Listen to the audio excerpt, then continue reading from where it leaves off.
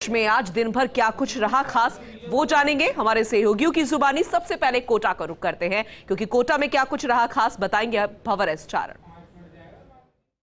कई बड़े स्टार्टअप निवेश आने वाले हैं, तो साथ में देश का रक्षा मंत्रालय भी स्मॉल स्केल इंडस्ट्रीज के रूप में कोटा में आने वाले क्षेत्र में बड़ा निवेश करने जा रहा है। लोकसभा स्पीकर ओम बिरला ने आज गृहनगर कोटा के अपने प्रवास के दौरान कोचिंग सिटी को कई बड़े और नए सपने दिखाए और साथ में दावा किया कि आने वाले सालों में कोटा सर्विस, एजुकेशन और इंडस्ट्री क्षेत्रों का देश के अव्वल शहरों में शुमार रहने वाली सिटी बनने वाला है। मौका था कोटा के श्रीनाथपुरम स्टेडियम में सिंथेटिक ट्रैक के शिलान्यास समारोह का। समारोह के दौरान कुल मिलाकर के 400 मीटर के ट्रैक का यूडीएच मंत्री शांति धारीवाल के साथ बिरला ने शिलान्यास किया। इस समारोह में कोटा दक्षिण के विधायक संदीप शर्मा और दक्षिण महापौर राजीव अग्रवाल भी मौजूद रहे। कुल मिलाकर के 7 करोड़ की लागत के इस प्रोजेक्ट को खेलो इंडिया प्रोजेक्ट के तहत मंजूरी मिली है। समारोह के दौरान यूडीएच मंत्री शांति धारीवाल ने भी खेल और खिलाड़ियों के प्रोत्साहन के लिए कई बड़े ऐलान किए। उन्होंने कहा कि यूआईटी कोटा और नगर निगम के मार्फत खेलों के विकास के लिए और स्टेडियम डेवलप करने के लिए 30 करोड़ का बजट रखा गया है। और साथ में उन्होंने एक और बड़ा ऐलान करते हुए कहा है कि कुन्हाड़ी के विजयवीर क्लब में हम खिलाड़ियों से बात करके इस बात की संभावना तलाश करेंगे कि वहां पर हॉकी खिलाड़ियों के लिए हॉकी का एस्ट्रोटर्फ ग्राउंड बनाया जा सके। धारीवाल ने इस मौके पर मंच से एक और बड़ा ऐलान किया और समारोह के दौरान उठी मांगों का जवाब देते हुए कहा कि मैं इस बात का वादा कोटा की जनता से करना चाहता हूं कि आने वाले 1 साल के भीतर कोटा शहर की ऐसी कोई गली और उस गली का ऐसा कोई घर नहीं बचेगा जहां पर चंबल के शुद्ध पानी की सप्लाई नहीं हो। उन्होंने कहा कि इसके लिए 350 करोड़ के बजट का अलग से प्रावधान रखा गया है और इसके लिए डीपीआर पर काम भी जल्दी शुरू होने वाला है। चित्तौड़गढ़ जिले के बड़ी साड़ी क्षेत्र के लोगों के लिए आज का दिन दिवाली से कम नहीं था। बड़ी साड़ी क्षेत्र के लोगों की बरसों पुरानी रेल की मांग को निश्चित तौर पर जब अमली जामा पहनाया गया, तो आज रेल मंत्री ने खुद पहुंचकर न सिर्फ अमान परिवर्तन का लोकार्पण किया, बल्कि ट्रेन को हरी झंडी दिखाते हुए बड़ी सादड़ी को अब मारवाड़ से जोड़ने का भी आश्वासन दिया है। बड़ी सादड़ी मावली उदयपुर अमान परिवर्तन ट्रैक और स्टेशन का लोकार्पण करने के साथ ही रेल मंत्री अश्विनी वैष्णव ने बड़ी सादड़ी उदयपुर ट्रेन को हरी झंडी दिखाकर रवाना करने के साथ ही 2 अन्य ट्रेनों का बड़ी सादड़ी से हरी झंडी दिखाकर ऑनलाइन शुभारंभ किया। इस दौरान मंच से बड़ी सादड़ी उदयपुर ट्रेन के 1 फेरे से बढ़ाकर 2 फेरे करने की मांग को भी मंत्री अश्विनी वैष्णव ने हाथों हाथ स्वीकृति जारी करते हुए 15 अगस्त से ट्रेन के 2 फेरे करने की भी घोषणा कर दी। मंच से नेताओं ने अपने भाषण में रेल मंत्री के समक्ष कई मांगे भी रखी, जिन्हें रेल मंत्री अश्विनी वैष्णव ने पूरा करने का आश्वासन दिया। मंच पर मौजूद चित्तौड़गढ़ सांसद के अलावा नेता प्रतिपक्ष गुलाब चंद कटारिया और बड़ी साड़ी विधायक ललित ओस्तवाल ने भी लोगों को संबोधित किया। इस दौरान पूर्व मंत्री श्रीचंद कृपलानी, संबंधित क्षेत्रों के विधायक और उत्तर पश्चिम रेलवे के महाप्रबंधक विजय शर्मा भी मौजूद रहे। रेल मंत्री अश्विनी वैष्णव ने उदयपुर के रेलवे स्टेशन को विश्व स्तरीय स्टेशन बनाने की जानकारी देते हुए कहा कि टेंडर हो चुके हैं और जल्दी ही उदयपुर का रेलवे स्टेशन विश्व स्तरीय होगा। साथ ही उन्होंने मंच से चित्तौड़गढ़ रेलवे स्टेशन को विश्व स्तरीय रेलवे स्टेशन बनाने की घोषणा की है। भीलवाड़ा जिले के रायपुर थाना क्षेत्र के गलवा गांव में आज एक खेत में करंट मौत बनकर दौड़ा।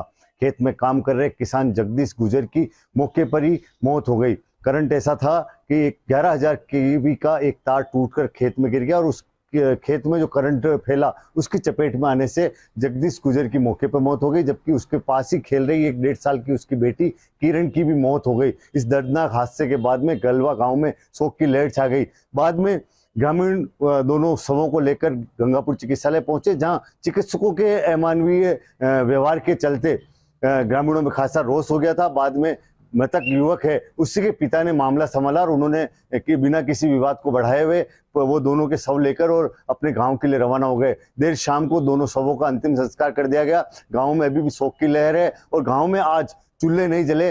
गलवा गांव में भाजपा नेता नारायण लाल गुजर का बेटा है जगदीश गुजर, जो आज इस करंट के फैलने से हादसा जो हुआ, तार टूटने के बाद में करंट फैला, उस हादसे का शिकार हुआ। इसके बाद में गांव में शोक की लहर छा गई। ग्रामीणों में इस बात को लेकर भी रोष था कि इस पूरे घटनाक्रम, दर्दनाक घटनाक्रम के बावजूद कोई भी प्रशासनिक अधिकारी न तो पोस्टमार्टम जहां हुआ गंगापुर स्वास्थ्य केंद्र पर वहां पहुंचा और न ही घटना स्थल पर किसी प्रशासनिक अधिकारी ने पहुंचकर सुध ली। इसको लेकर भी ग्रामीणों में रोष था। उधर बिजली निगम के जो कार्यशैली है उसको लेकर भी ग्रामीणों ने नाराजगी जताई कि जिस तरह से मेंटेनेंस अगर समय पे हो जाती तो ये 11,000 केवी का तार नहीं टूटता और एक अकाल मौत युवा गांव का नहीं चढ़ता। और इस तरह के दर्दनाक हादसों पर रोक लगे, इसके लिए बिजली निगम को कुछ प्रयास करने चाहिए। राज्य सरकार द्वारा वन क्षेत्र घोषित करने के बाद आज साधु और ग्रामीणों का प्रतिनिधिमंडल पर्यटन मंत्री विश्वेंद्र सिंह के नेतृत्व में मिला मुख्यमंत्री अशोक गहलोत से। साधु संतों के द्वारा व्रत क्षेत्र के पर्वतों की रक्षा करने के लिए दिए गए 550 दिन से अधिक अवधि के धरने में राज्य सरकार द्वारा आश्वासन को पूरा करते हुए खनन क्षेत्र की भूमि को वन भूमि घोषित कर अपना वादा पूरा करने के बाद ग्राम पसोपा के साधु संतों का एक प्रतिनिधिमंडल पर्यटन मंत्री विश्वेंद्र सिंह के मौजूदगी में मुख्यमंत्री से मिला, जहां राज्य सरकार द्वारा किए गए ऐतिहासिक निर्णय के प्रति आभार व्यक्त किया। वहीं दूसरी तरफ संतों के आंदोलन का नेतृत्व करने वाले बाबा हरिबोल दास और गोपी दास ने आरोप लगाया कि जो मुख्यमंत्री से मुलाकात करने जयपुर गए हैं वे ऐसे लोग हैं जिनका आंदोलन से कोई सरोकार नहीं है। कुछ संत आंदोलन में रहे हैं जिन्हें उन्हें बुलाकर जयपुर ले जाया गया है। मुख्यमंत्री अशोक गहलोत से मुलाकात के दौरान भूरा बाबा, आदि बद्री के मैन शिवराम और करीब 5 गांवों के ग्रामीणों ने मुख्यमंत्री को धन्यवाद प्रेषित किया। राजस्थान के राज्यपाल कलराज मिश्र दौरे के तीसरे दिन महाराजा गंगा सिंह यूनिवर्सिटी पहुंचे। महाराजा गंगा सिंह यूनिवर्सिटी में राज्यपाल कलराज मिश्र का शानदार स्वागत हुआ। राजस्थान की परंपरा के अनुसार यहां पर उनका स्वागत किया गया, तो साथ ही साथ सर्वधर्म समभाव की एक शोभा यात्रा भी निकाली गई।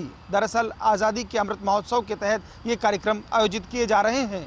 यहाँ पर राज्यपाल कलराज मिश्र ने संविधान पार्क और एक्शन पार्क का लोकार्पण किया, तो वहीं सोलर पार्किंग का शिलान्यास भी किया। कार्यक्रम में केंद्रीय मंत्री अर्जुन मेघवाल, शिक्षा मंत्री डॉक्टर बी डी कल्ला, ऊर्जा मंत्री भंवर सिंह भाटी, वीसी विनोद कुमार सिंह भी मौजूद रहे। राज्यपाल कलराज मिश्र ने कहा कि उनकी कोशिश थी कि यूनिवर्सिटी में संविधान पार्क बनाए जाएं। ये काम राजस्थान में हो रहा है। इसके पीछे मेरी मंशा ये है कि युवा पीढ़ी संविधान के मूल्यों के प्रति जागरूक हो सके और अपने कर्तव्यों को भी समझ सके। इस दौरान अपने संबोधन में राज्यपाल कलराज मिश्र ने महाराजा गंगा सिंह यूनिवर्सिटी प्रशासन द्वारा किए जा रहे कार्यों की तारीफ की। खासतौर पर ऑक्सीजन पार्क को रेखांकित करते हुए कहा कि ये एक अच्छी पहल है। साथ ही साथ यूनिवर्सिटी में खोले गए इनोवेशन सेंटर्स की भी उन्होंने तारीफ की। कलराज मिश्र ने कहा कि आज़ादी की लड़ाई में जिन लोगों ने योगदान दिया उनकी गाथा घर घर तक पहुँचे। आज़ादी का अमृत महोत्सव मनाया जा रहा है, इतिहास में ऐसा पहली बार हुआ है। निश्चित तौर पर ये एक शानदार कार्यक्रम है। तो वहीं केंद्रीय मंत्री अर्जुन मेघवाल ने अनसंग हीरो की बात की और याद किया कि बीकानेर से भी संविधान सभा में एक सदस्य थे जसवंत सिंह, उनके बारे में भी यूनिवर्सिटी को शोध करना चाहिए और संविधान पार्क में उनको भी स्थान देना चाहिए। कार्यक्रम में शिक्षा मंत्री डॉक्टर बी डी कल्ला और ऊर्जा मंत्री भंवर सिंह भाटी ने भी अपने विचार रखे। मंत्री भाटी ने कहा कि मुख्यमंत्री अशोक गहलोत की अगुवाई में उच्च शिक्षा के क्षेत्र में बेहतर काम हुआ है। तो वहीं डॉक्टर बी डी कल्ला राज्यपाल कलराज मिश्र की तारीफ करते दिखाई दिए। कार्यक्रम के बाद राज्यपाल कलराज मिश्र जयपुर के लिए रवाना हो गए। गत 26 जुलाई को यूएन कांगो में शहीद हुए थार के लाल सांवलाराम बिश्नोई का पार्थिव देह आज सुबह दिल्ली पहुंचा था, जहां पर बीएसएफ के अधिकारियों और केंद्रीय कृषि राज्य मंत्री कैलाश चौधरी ने उन्हें पुष्पांजलि अर्पित कर श्रद्धांजलि दी थी। उनके बाद उनका पार्थिव देह विमान से जोधपुर पहुंचा और जोधपुर से सड़क मार्ग होते हुए बाड़मेर जिला मुख्यालय पहुंचा है और बाड़मेर के जिला मुख्यालय स्थित नेहरू नगर बीएसएफ कैंप में उनका पार्थिव देह रखा गया है। जोधपुर सीमा से जैसे ही उनका पार्थिव देह बाड़मेर की ओर निकला तो पूरे जिले भर के लोग जगह जगह पर उनका पुष्प वर्षा कर उनको श्रद्धा सुमन अर्पित की और बाड़मेर के जसदेर तालाब से लगा करके नेहरू नगर बीएसएफ कैंप तक हजारों लोगों का हुजूम उमड़ा रहा और लगातार सांवला राम अमर रहे के नारे लगते रहे।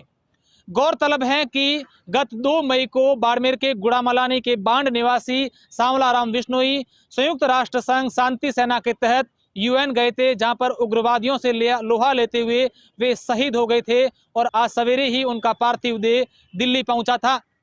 कल सवेरे उनके पैतृक गांव के लिए उनका पार्थिव देह बाड़मेर के नेहरू नगर बीएसएफ कैंप से रवाना होगा और बाड़मेर के बीएसएफ नेहरू नगर कैंप में आधे घंटे की श्रद्धांजलि सभा रखी जाएगी और उसके बाद बाड़मेर के शहीद सर्किल, चौटन चौराया होते हुए सनावड़ा से महलू होते हुए उनके पैतृक गांव बांड उनका पार्थिव देह पहुंचेगा, जहां पर राजकीय सम्मान के साथ उनका अंतिम संस्कार किया जाएगा। तो प्रदेश में क्या कुछ रहा खास दिखाएंगे आपको, लेकिन वक्त एक छोटे से ब्रेक का हो गया है, फौरन लौटेंगे।